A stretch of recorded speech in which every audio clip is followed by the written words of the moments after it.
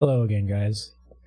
I wanted to do a follow-up to my last video, and last time what I had discussed was this comparison between in-person versus online lessons, because I know that's a very common question right now for anyone looking to get into lessons. Is it better in person or online? And last time I went more into the online side, less on the in-person. So this time, I thought I'd delve more into the in-person. What you can expect from the overall experience, what you can really look forward to, and kind of weigh, if you look at my last video, the online experience. And kind of make a decision which one feels like it's for you. So, the first main thing to consider here, as far as the differences with what you get out of an in-person lesson, you want to consider the location. I kind of thought of three key ones, like very distinctive settings. One being a private in-home studio. This is very small and intimate, and you're probably not going to have that many students in there at once. I know with the studio where I originally worked at, there was we tried to abide by fire escape rules, meaning not that many students could be in the studio at a time in the case where we would have workshops. So a private home studio, not going to have that many students inside. Another key one is in a commercial building studio. This is where my original studio was. This was out of a rented leased office. One thing to expect from this is definitely larger than the in-person setting, and this is something to really consider, especially if you're more of the shy type. And if you have already played a little bit of keyboard on your own, even if you haven't done lessons before, you might expect that to be like in your room or like a sect of living room, kind of a small area. And one main difference that students will notice is that in a commercial building studio, you're in a large room, noticeably larger. And if you play the instrument, it will echo. And that creates a very, you'd be surprised like how much it disorients you, because you're not going to be used to it if you've played on a piano before in a smaller room. So if you go to that particular in-person setting, you can expect that to be your environment every lesson. And then the last one being on a school or an on-campus studio. Still private lessons. Still private, but out of a school. So you might have lively children in the background if it's near a playground. Really depends on what type of school. Obviously high school or college, very different. But just expect that to be in the background. So really depends where you are. It's a very important thing. And again, consider that room size. It won't exactly be an auditorium size, but it can definitely affect your experience, how you feel about playing, things of that nature. The next thing is really the setting when it gets down to the lessons. I kind of mentioned the playground, like chatter in the background outside the actual studio. It might also be by a busy street.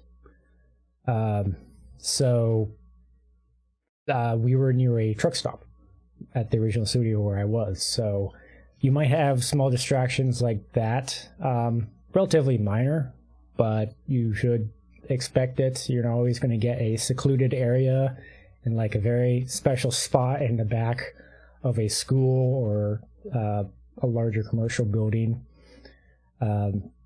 It might be on a busy street. And then also is the actual how formal the setting itself is. A lot of students in their mind have it that piano lessons are this formal experience, and they kind of avoid it for that reason. No. In the case of me, like ours was a very casual setting, even though it was a very traditional lesson plan. It was very rigorous. It was rigorous, but it was also casual. So two things that you wouldn't really expect to go together. I don't really know why there's flash in there, but ignore that. So, or it might be a formal experience where I wouldn't really expect the teacher to shake your hand every lesson, but they might expect like certain rules to be followed, and like really stricter on the side of how you're actually sitting at the piano and playing on it. And then, a last thing that I always forget to mention. Some studios, ours not being one of them, do not allow parents to be in the studio. So if you are a parent and you really want that, like you really want to monitor how the lesson's going to go so that you can follow, like based off what you observed from the lesson, some studios don't allow that. I'm not really sure why, but that might be the case too. Probably a good lesson for the initial interview process. So that might be a factor as well.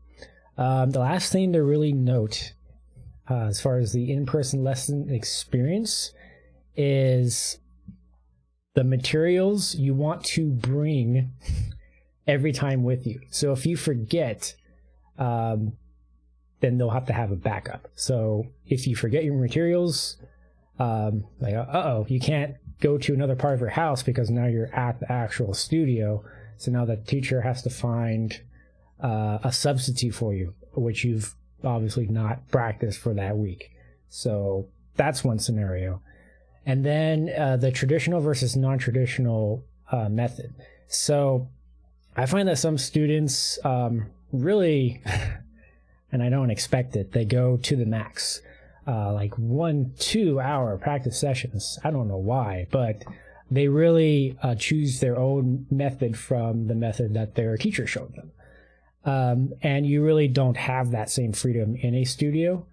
But it is still nice to be a part of how like the teacher sets up the whole process for you in the studio. So like really the whole lesson, like you're going through in a non-traditional method, which I don't really follow. There wouldn't be so much reliance on a metronome, which keeps constant rhythm, or reading music.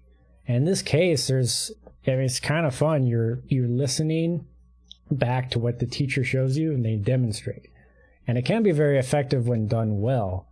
There's obviously a little more risk in teaching it this way, but you might be a little thrown off by that. Like, what is this? I expected something more traditional, or just the traditional, typical lesson.